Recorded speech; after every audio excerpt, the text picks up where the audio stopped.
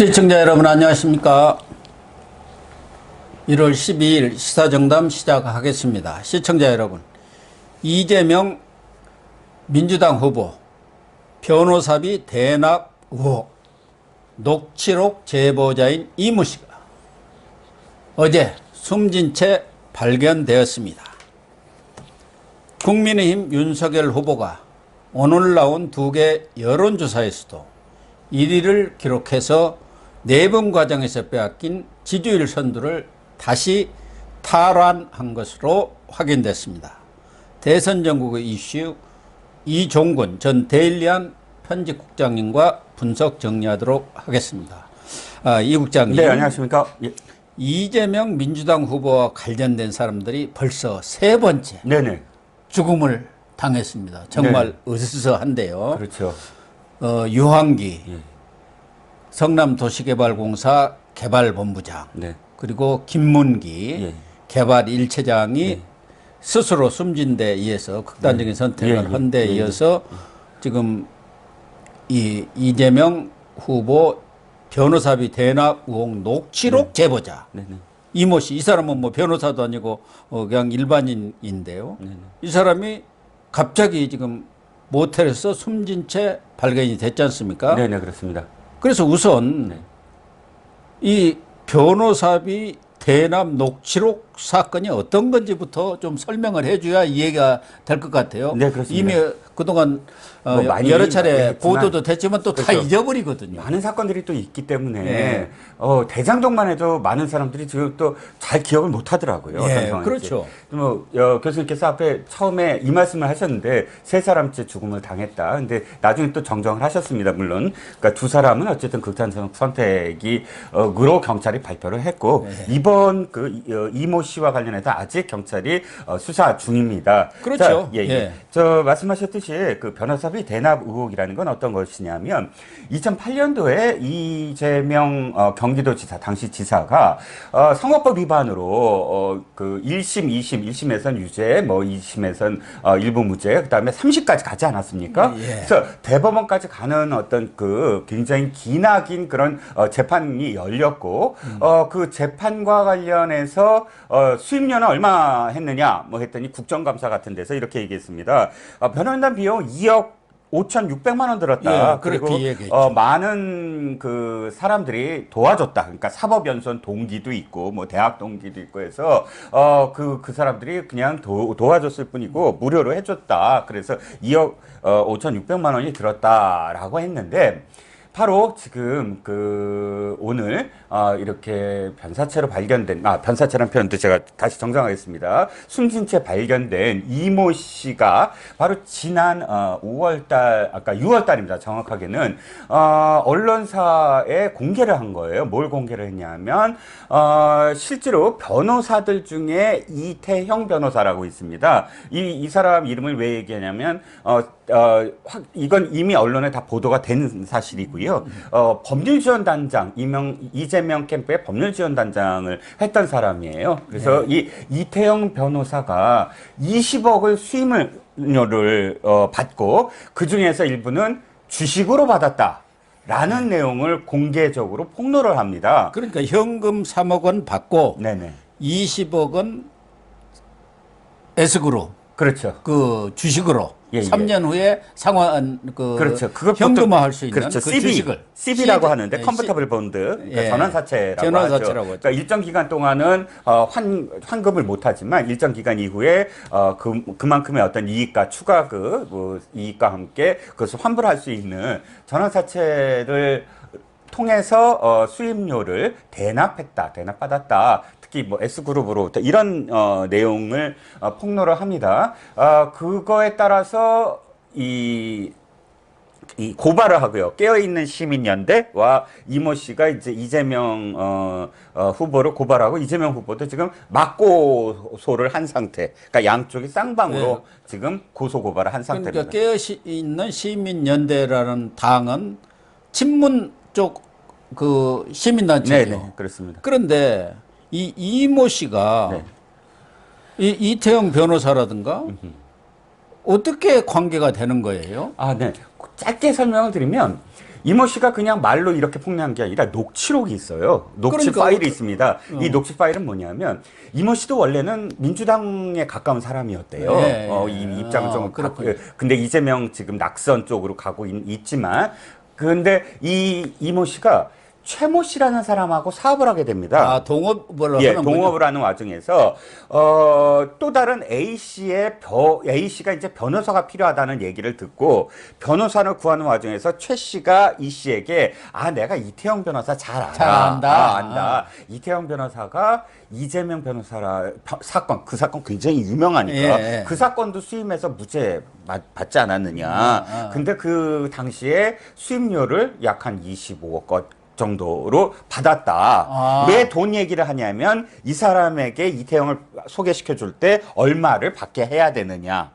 그렇죠. 그러니까 이 사람이 어느 레벨이다. 얼마짜리 변호사다라는 걸 얘기하기 위해서 얘를 이재명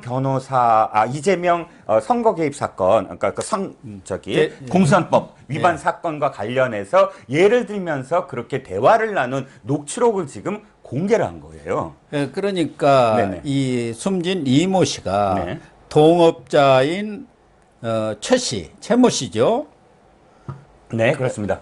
그 사람하고 한 대화 내용인데 이 최모 씨는 이태영 이태영 변호사하고는 친하고. 친구구나. 예. 지인이군요. 예. 그때 친하고. 이제 그 다른 사람한테 변호사를 소개시켜 주려면 이 사람이 이런 정도 돈을 받는 사람이다. 네. 그걸 얘기를 했는데 그걸 또 녹취를 해놨네요. 그렇습니다. 그걸 이제 지금 제보를 한 거 아닙니까? 그렇죠.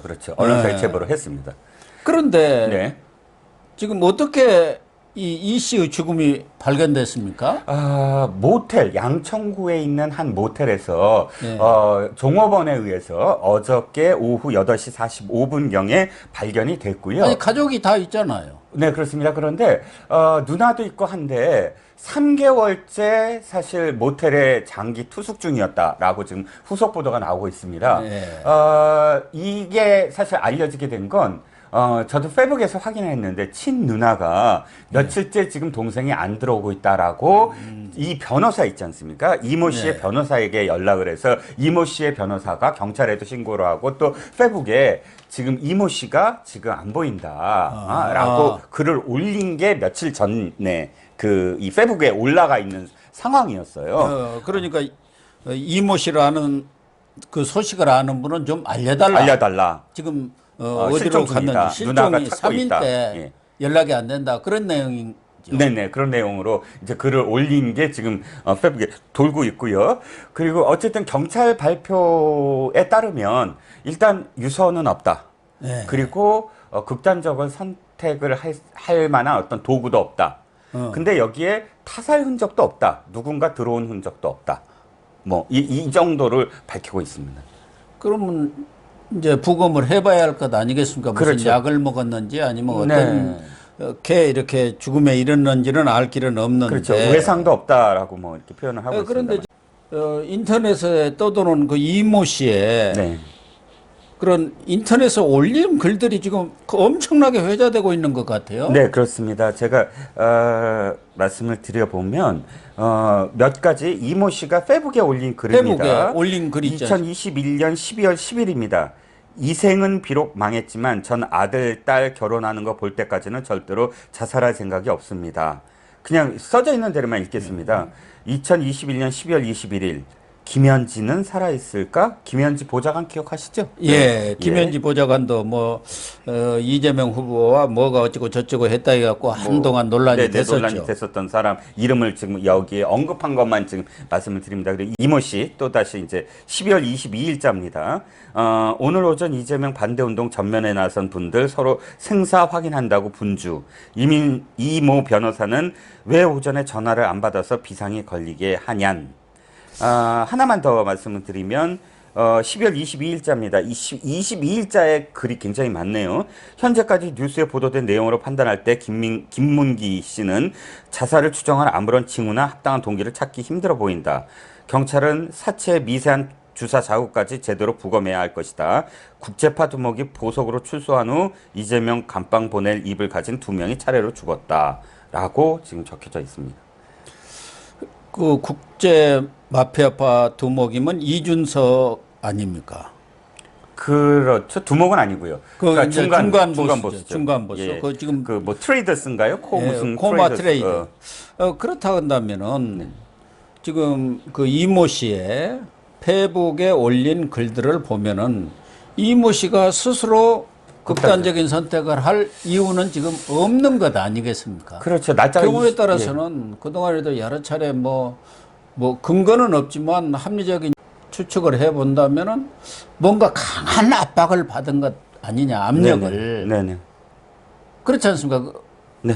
극단적인 선택을 하도록 그렇게 압박을 가할 수도 있지 않습니까? 아, 그렇죠. 뭐 그런데 지금 그런 게 뭐 근데 무슨 증거가 아직 있을 수가 증거는 없죠. 있을 수 없고요. 김진태 전 의원이 오늘 이렇게 밝혔습니다. 고인은 나하고도 최근 수차례 통화를 했다. 아, 예. 그래서 이 사람은 더군다나 검찰에 막 피의자 신분으로 불려나가서 예. 압박을 받은 그런 신분이 아니라 제보자다. 예, 그리고 제보자죠. 고발한 사람이고 그래서 극단적 선택할 이유가 하나도 없다. 지금까지 왜 김문기 씨, 유한기 씨는 사실 피의자로서 압박을 받을 수 있는 상황과 사실 피의자로 압박을 받았던 사람. 그러니까 그래서 뭐 이재명 후보 측에서는 아니 검찰이 잘못이다. 검찰이 수사를 그렇게 하느냐라고 이야기를 할 수 있었지만 이 사람은 그렇게 할 이유가 없다는 겁니다. 그리고 이 녹취록에 등장하는 유일한 인물. 예. 이기 때문에 이 사람이 스스로 그런 선택을 할 이유가 없는 거 아니냐라고 김지태 전 의원은 밝혔습니다. 그런데 지금 이 변호사비 대납 사건은 수원지검에서 수사를 하고 있지 않습니까? 네네. 수원지검장이 신성식 전 반부패 강력부장 아닙니까? 대검에. 네네, 그렇습니다. 그리고 친문 검사로 가장 이름이 난 인사란 네네, 말이에요. 그렇죠. 네. 그런데 제가 듣기로는 그 수사를 직접 담당하고 있는 부장검사는 네. 이 친문검사가 아닌 모양이에요. 그래가지고 지금 이 수사를 제대로 하고 있다는 거예요. 네. 그렇습니다. 지금 딴 수사들 이렇게 지켜보시면 압수수색 하는데 몇 달 걸려 압수수색 해도 그 휴대폰 하나 뭐 찾지를 못해 뭐 이런 상황인데 이메일 그것도 뭐 이렇게 압수수색을 못 하잖아요. 정진상이랑 이렇게 센 사람들은. 그렇죠. 정진상은 소환조차도 못하죠. 지금 예. 소환 날짜도 한 달밖에 안 남았는데 그런데 이번 이 변호사비 대납 의혹 사건을 지켜보는 그 경찰 쪽에서 법 쪽에서는 상당히 발빠르게 움직이고 있다. 압수수색도 발빠르게 했고 또 압수수색에서 지금 녹취 파일 말씀드렸잖아요. 예. 녹취 파일이 3개입니다. 총 3개인데 그래요? 예, 근데 약 한 총 합쳐서 26분 분량 정도 된대요. 그런데 지금 주간조선 등을 통해서 나온 파일은 CBS하고 주간조선을 통해서 나온 파일은 약 한 3분 정도만 지금 언론에 공개됐거든요. 그러니까 숨진 이모 씨가 이렇게 언론을 통해서 공개된 네네. 그 녹취록은 3분뿐이 안 된다는 거죠. 그렇죠. 이 녹취는 이모 씨가 그 사업자 최모 씨하고 통화한 내용과 그다음에 아까 말씀드린 이재명 후보 측의 법률지원단장이었던 이모 변호사와 이 씨가 직접 통화한 내용 이렇게 양자 간에 통화한 내용들이 있고요. 그러니까 여기에 이제 반론을 제가 좀 소개를 해드리면 최모 씨는 사실이 아니다라고 극구 그 반박을 하고 있습니다. 최모 씨의 주장에 따르면 아니 이모 씨가 그런 얘기 나눈 건 맞는데 단 소문에 나도 소문을 듣고 소문을 이야기한 것뿐이다. 근데 마치 소문을 내가 진실을 이야기한 것처럼 그렇게 지금 이야기하고 있고 자기는 별의별 얘기를 다 했다. 예를 들어서 뭐 금괴도 있다. 금괴. 근데 왜 금괴 얘기는 안 하느냐? 뭐 이런 식의 이야기를 하면서 반박을 하고 있고요. 이태영 변호사 역시 나는 그런 사실이 없다라고 딱 잘라서 부인을 하고 있습니다. 그런데 최 씨는 지금 그것을 소문을 듣고 숨진 이모 씨한테 얘기를 했다. 네네. 그 얘기 아닙니까? 그렇습니다. 다른 그 A라는 사람한테 변호사를 소개를 하려는데 소문에 이랬다더라 하는 얘기인데 네, 예. 지금 우선 이 최모 씨가 이태영 변호사하고는 뭐 아주 가까운 사이라는 거 아닙니까? 네네. 그러면 뭐 소문인지 아닌지는 누가 보더라도 단순히 소문으로만 들릴 수는 없지 않겠습니까? 상식적으로 판단을 하면은 또 하나는 지금 3분짜리 녹취록만 나왔는데 26분짜리 여러 개 그 3개에 달하는 녹취록이 압수수색에서 나왔기 때문에 네. 이 녹취록을 보면은 분명히 네네. 사실관계가 드러날 수밖에 없지 않습니까? 최 씨가 그러니까 제가, 이게 예. 사안이 커져버리니까 예, 예. 거짓말을 하고 있는지 뒤늦게 발뺌을 하고 있는지 26분에는 앞뒤 그 전후가 다 있으니까 맥락을 이해할 네. 수가 있겠고요. 시청자분들이 판단하시라고 저희가 단언하지 않고 제가 이 내용 하나만을 파일 내용 그대로 한번 제가 말을 옮겨보겠습니다. 이건 이 최모 씨가 이모 씨에게 한 내용이에요.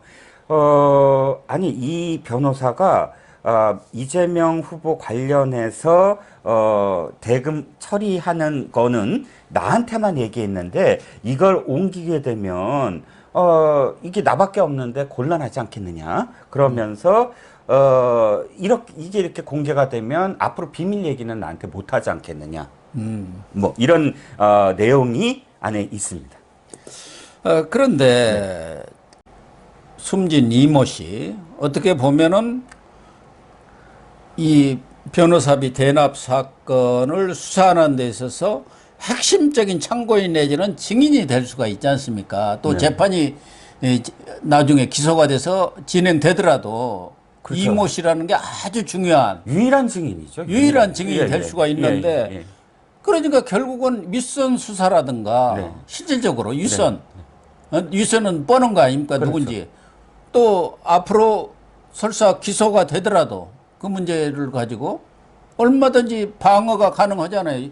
유일한 증인이 사라져 버렸으니까. 아니 이건 제가 보기에는 공소권 없음으로 갈 확률이 커요. 왜냐하면 그러니까. 지금 녹취 파일밖에 없지 않습니까? 네. 이 녹취 파일이 증거로 채택하려면 녹취 파일이 사실이다 아니다라는 것을 증명할 수 있는 그 안에 있는 인물이 증인이 돼야 되거든요. 네. 근데 본인이 없는데 파일만 갖고 이것을 뭐 증거로 삼을 수는 없지 않겠습니까? 그렇습니다. 지금 유일한 사실 근거인데 본인 자체가. 예. 근데 이 사건은 더 이상 진전이 없게 되는 더 이상 상황. 수사를 할 수가 수사를 없는 할 수 상황으로 없는 가버린 상황이 거예요. 돼버린 그러니까 거죠. 수사 자체를 못하게 딱 원천 봉쇄가 된 거고. 네네 결과적으로는 사실 유한기 개발본부장도 대장동 개발에 대해서 잘 아는 부위지만 또 하나 가장 직접적인 것은 황무성 네. 도계공 사장 사퇴 압박에 아주 녹취록이 나와버린 거 아닙니까? 녹취록을 제공한 사람이에요. 이 사람도. 네 그렇죠. 그런데 예, 예. 이 분도 극단적인 선택을 함으로 해서 사실상 황무성 전 사장 사퇴 압박 사건 수사도 어려워져 버린 거 아닙니까? 그렇죠. 일선 수사가 불가능해. 네네. 그 녹취록에 보면 정진상이다, 유동규다, 네. 또 이재명이다 이런 얘기들이 아주 여러 차례 나오지 않습니까? 그렇죠. 그 다음에 네. 김문기 개발 1차장 이 사람은 정말 개발팀장 때부터 2015년 네. 그러니까 화천대유 선정 그런 과정에서 초과이익 환수 조항 그 문제하고도 직접적인 관련이 있지 않습니까? 그걸 넣자겠는데 뺀 7시간 만에 그런 과정이라든가 또 화천대유 선정 그 위원회 거기에도 2번이나 다 참여를 하는 사람이란 말이에요. 그렇습니다. 그러니까 어떻게 선정이 됐고 그 개발 이익이 어떻게 환수장이 빠졌는지 이걸 전부 아는 사람 아닙니까? 네. 지금- 그러니까 이 사람도 예, 예. 극단적인 선택을 했단 말이에요. 자기 사무실에서. 그렇죠. 그러니까 유선 수사가 다 불가능해진 거예요. 그렇습니다. 지금 몇 가지 제가 그냥 뭐 공통점 뭐 이런 평행이론 뭐 이런 관점으로 말씀을 드리면 첫 번째 유한기 씨가 극단적 선택을 한 게 12월 10일입니다. 딱 11일 만에 김문기 1처장이 극단적 선택을 했고요. 그게 12월 21일입니다. 그 다음에 1월 11일, 즉 딱 21일 만에 또다시 이모 씨가 지금 이모 씨가 지금 사체로 발견이 된 거예요. 그러니까 10일, 20일. 이게 얼마나 가까운 시간입니까? 이런 어떤 상황들이. 그리고 말씀하셨던 유한기, 김문기 이 두 사람은 지금까지 많은 사람들이 언급이 되잖아요. 정영학 씨, 또는 남욱. 정민영, 남욱, 김만배. 이 모든 사람들은 사실상 변호사 아니면 기자 아니면 네. 정치인들 아니면 이렇잖아요. 근데 이 두 사람만큼은 실제로 건설사 출신들이에요.